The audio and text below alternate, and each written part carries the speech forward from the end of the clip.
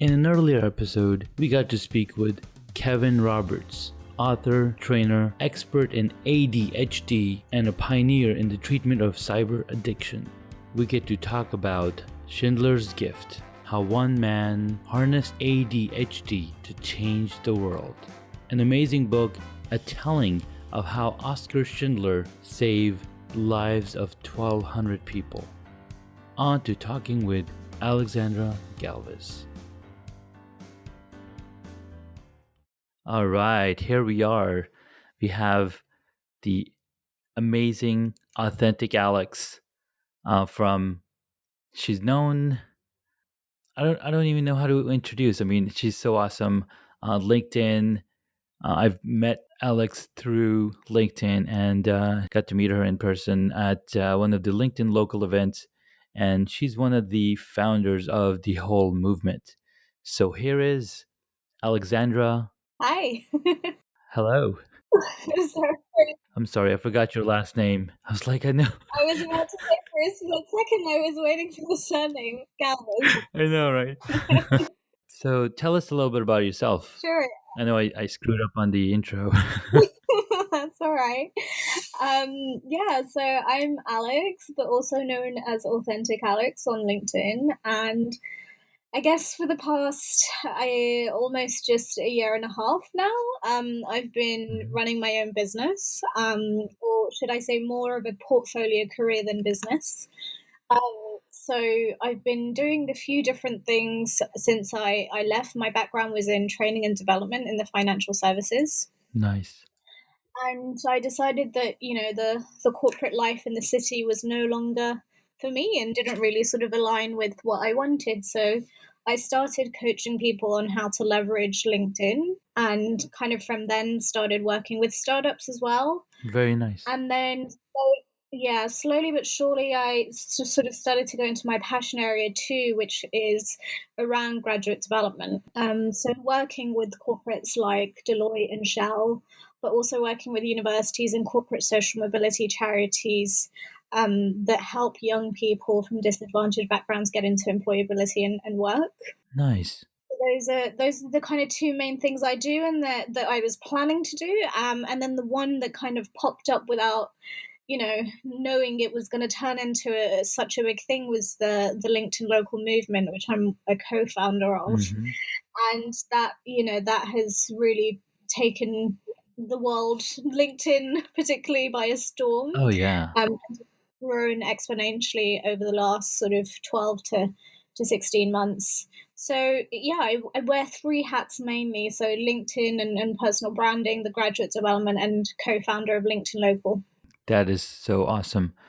I discovered LinkedIn Local maybe 6 months ago, and I was totally blown away. And I got to meet you at one of the first LinkedIn local events that I was at myself.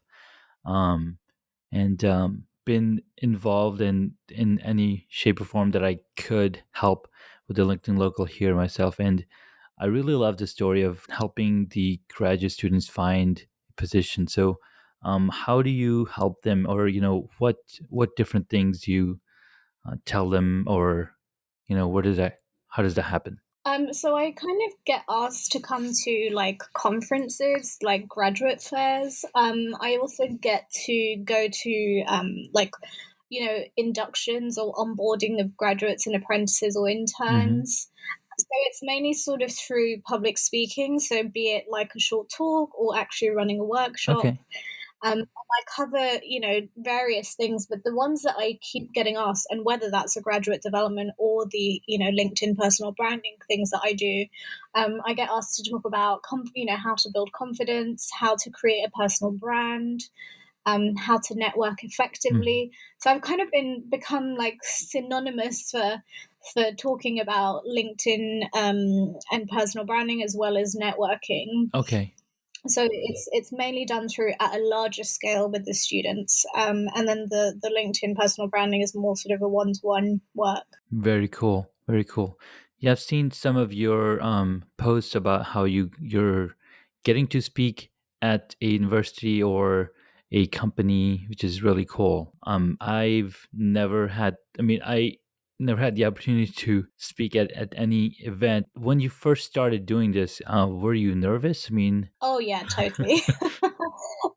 I'm an introvert by nature, so public speaking or anything in large social settings is not in my nature. yeah, But I've learned to really embrace it and love it, just because I can see the impact that my words have, and the impact that what the knowledge I share, but most importantly, the story. nice. I'm very kind of real and authentic, Mm-hmm. obviously, Mm-hmm. with the way I've built my business, and the struggles as well as the triumphs I've had, and that's what's created such an engaged and loyal following online and offline. And it hasn't come easily. It's come through a lot of fails at public speaking, a lot of anxiety of getting through the nerves of those first few talks, and it slowly gets easier. I don't think it will ever those nervous jitters at the start of a conference ever kind of go away. Yeah, yeah. I mean, I'm feeling nervous right now. Just really cool. The encounter that I had with you at the LinkedIn local, and you had lost your voice. Yeah. Typical, like get tonsillitis just before 4 weeks of public speaking gigs. Yeah, yeah, that's crazy. So let's see. One of the things that you mentioned about a hobby that you would pick up was about skiing, I believe. Yeah. Tell me a little bit about that. Have you had any experience with it? Yeah, I mean, I've done it once, but it's just something I never really did, Mm-hmm. and has just been on my radar to do at some point. I think it's just one of those things that, like, if you don't do it when you're Yeah. young, it's kind of a little bit harder to do when you're older, because, like, if you've got a group of friends that are going on a skiing holiday, Mm-hmm. like, you don't want to be that one person that can't ski. Well, And everyone's like hanging out in the slopes, and you're like still learning how to put your ski on. I totally see where you're coming from.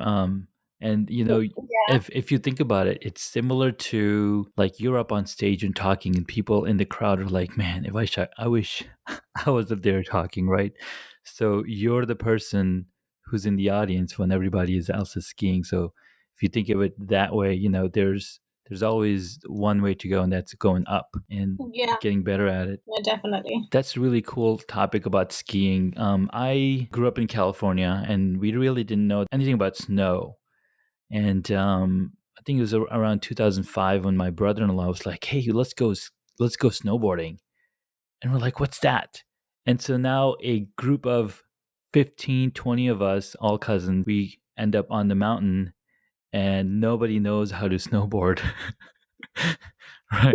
So we Yeah, but at least all of you were in the yeah, same boat, yeah. and you still like laugh at each other, and you're all hanging out trying to learn together. That's true, but what's funny is that only some of us took the class and said, "Okay, we're going to take the class and learn the basics."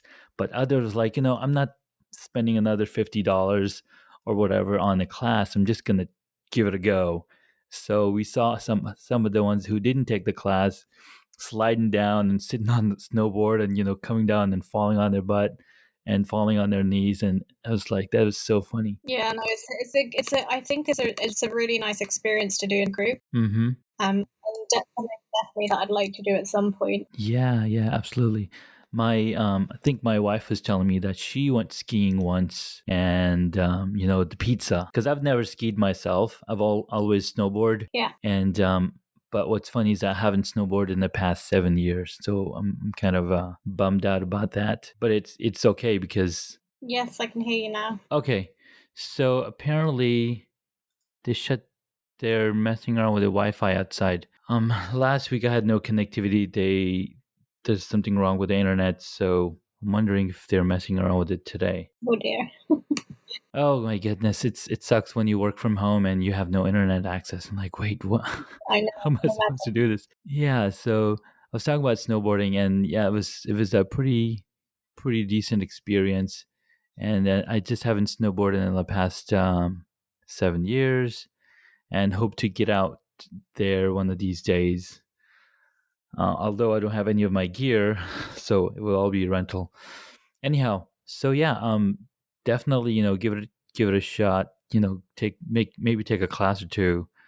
And I think nowadays they even have these conveyor belts that are built in indoors, and you can put on your skis and go on it, and they basically rotate and at a speed, and you can basically learn how to control the skis. So that's something you could try. That's cool. Yeah, I'll have to see if that exists over here.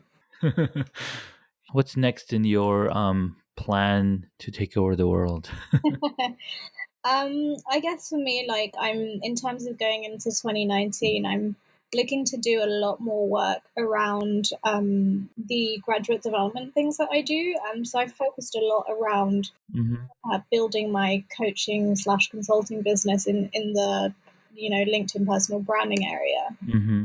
But since doing the sort of work with the likes of Deloitte and Shell, I just feel like I found like quite a nice sweet spot in terms of coming in as a consultant, but also Yeah. someone that's quite young and quite relatable to young people, Mm. but also providing them value and creating some digital content internally for them. Yeah. So I'm thinking of potentially, going down the digital content route, be it through my own website or through, Hmm. creating an online catalog of courses that, corporates can purchase, as well as doing more face-to-face stuff as well. Yeah. Yeah. So that's kind of where I'm thinking. Mm-hmm. And I'm also the CMO of Local X, which is essentially the business that was built off the back of LinkedIn Local. So Hmm. there's a lot of exciting things going on at the moment, and we're starting to talk to potential clients, and things are slowly being built in the background. So Hmm. I'm quite excited to know where that's going to go and see it getting built and seeing it work essentially. So Yeah. yeah, I think that's going to be an exciting thing for next year as well, and hopefully do some more speaking and maybe Hmm. more like international speaking, Nice. because I've seen to build my reputation in London, but it would be Hmm. nice to do some more kind of global things. It would be really nice to have you back here in the States. Yeah, definitely. No, it's there's so many people I want to meet and so many LinkedIn locals I still want to go to in the US. So Yeah. hopefully there'll be an occasion that requires me to go over there again. Nice. I spoke with David Calvert, and he got appointed to be one of the hosts for LinkedIn Local in, I think, South Carolina, I believe. Hmm. I cannot remember. But it's always amazing to see these events happening, and there's a lot of speaking. There's so many professionals come and they talk about their experiences and how people can leverage LinkedIn as a platform to grow their own personal brand. And that's what I'm trying to do in many different ways. And I think one of the ways that I've used LinkedIn is by posting these videos about video production using smartphones. And it's been very revealing to me, because as I talk about these things, I'm also learning about how to better use these devices. So that's it's pretty amazing. No, definitely, and I've noticed your engagement and your interaction on LinkedIn completely different to when I first met you. Yeah. And see you like meeting up with all the other content creators, and it's great to see people kind of evolve through that platform as well. I mean, it's almost like Facebook, and the more you understand a platform or social media, the more your engagement model changes altogether. Like when I first started with Facebook and Twitter, I was huge on Twitter when it first came out. I was like, this is awesome, and I started following people and had a conversation going on. But Facebook, I reserved myself and only connected with friends and family members that I knew. But as we come to the decade plus of being on the social media, you start to think, if I'm not using these platforms to build my audience and build my own personal brand, then it's like I'm just wasting time being on there. So I've taken that from in a totally new level. And thanks so much to Gary Vaynerchuk and his teachings through Crushing It and Crush It, and his many different books, and his audios, and his engagement on the many different platforms, and how he keeps saying, do as I do, not what I'm saying. And I see that more and more people are using um, his advice and following through. And I'm like, why am I not doing that? So one way I found was, podcasting was very near dear to me because I wanted to get into podcasting about 7 years ago. And I started one podcast with my cousins, but that didn't go too far because we were in different time zones. Just like you're in London and I'm in United States, and we're 5 hours apart maybe, and it's different to like schedule a timing and have that time available. So Oh yeah, definitely. yeah, so this year I decided, I'm just gonna go for it. And since I had huge amount of hobbies and made fun of that, what's my new hobby this week? I figured, hey, why not just talk about my hobbies? So I started with hacks and hobbies, started talking about my beekeeping, and now I'm connecting with more and more podcasters through the Anchor community on Facebook. I'm connecting with more people on LinkedIn and learning their story. And I really, love your story because of where you come from and what you did to expand your networking, expand your opportunity. Yeah, definitely. I think LinkedIn is very much a platform that a lot of people still don't understand or see its potential. Which is great for people like you and Yeah, I. it is. Because there's very little competition. But it's amazing to see that once people start using it, they're like, oh, that's how it works. Yes, And like this, oh, this is definitely a lot more lucrative than the Facebooks and Twitters and all of that. it is. It is. So yeah, it's definitely interesting to be a part of the first few people to be doing that. I think now it's going to become a lot more normal because video was like a new thing and it was cool and but it was new and not everyone was doing it, and now people see people doing it and it's okay, let's start doing it, and then it's going to be an influx of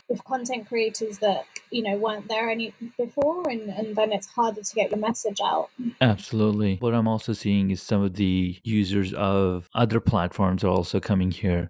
Like Judy Fox was at this one event and she met some YouTubers and they're like, yeah, we're absolutely in and we're going to be on, LinkedIn. And so it's really interesting to see that. Yeah.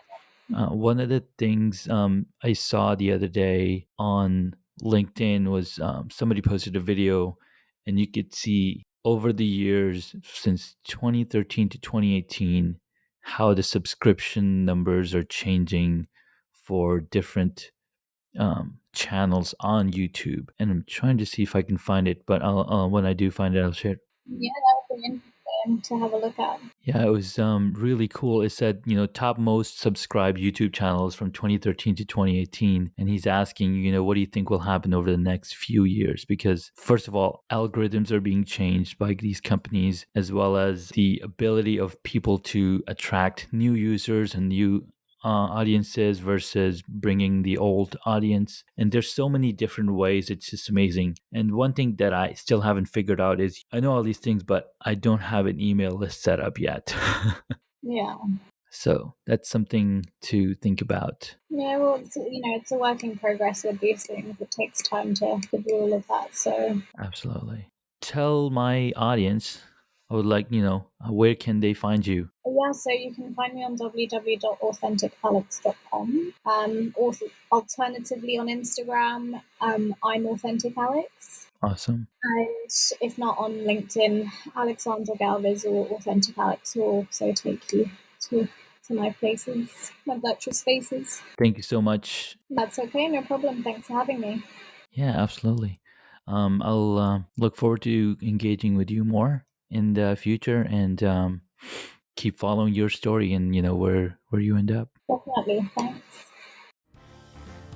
In the next episode, we get to speak with head honcho at authorsunite.com, founder at thebusinessblast.club, podcaster, and best-selling author Tyler Wagner. We get to speak with Tyler and learn how he came to create the different properties where he poured out his heart and created content and providing value to everyone around him. So come back and listen to the episode with Tyler Wagner on hacksandhobbies.com. Thank you and have a wonderful day.